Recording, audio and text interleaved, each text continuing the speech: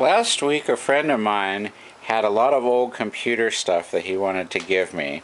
So I got the trailer and we got it all loaded up on it. There's still a few more things that he wants to give me.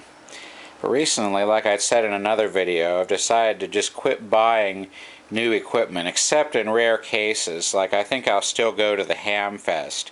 But for 2 months I've been able to completely avoid going to garage sales or estate sales or thrift stores or any of that sort of thing. So I just got tired of making hauling and buying stuff more of a priority than actually using it. So I've decided to just, for the most part, just accept things that were given to me.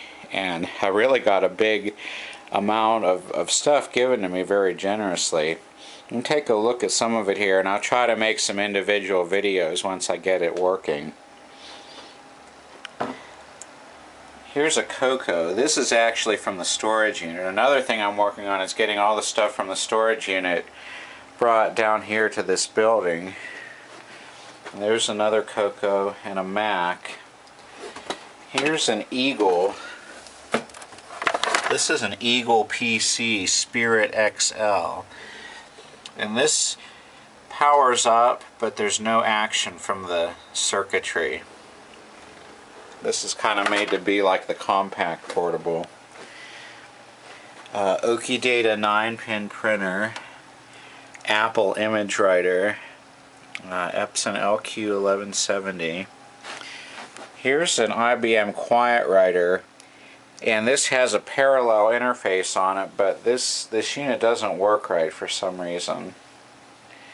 And here's a Bell & Howell labeled Okidata Phillipsburg division, and this one actually does work, although it's going to need a new ribbon. I'll try and demonstrate it.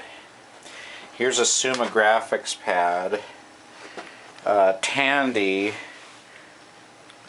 daisy wheel printer. Here's a NEC spin writer, and this doesn't seem to work for some reason.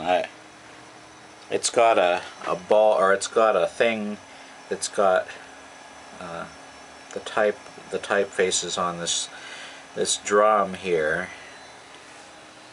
And let's see what else. So here's a VT100, a DEC VT100, and it powers up, but I don't have a keyboard for it. I need to try to find a keyboard for it.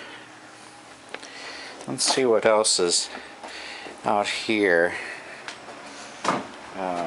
Panasonic dot matrix printer. Here's a microfiche reader.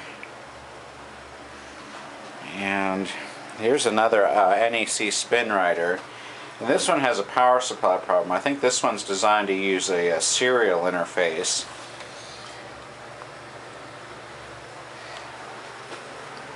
Here's another IBM quiet writer. And this one does work really well. It doesn't have the parallel interface to it though.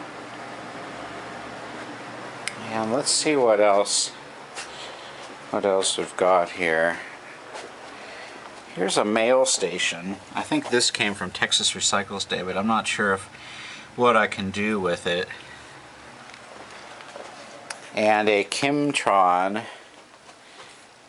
ASCII terminal. This needs a keyboard too. Also a DEC VT320 and an Apple monitor. Can always use those. Here's the Apple IIGS monitor. I've got the Apple IIGS stuff in this.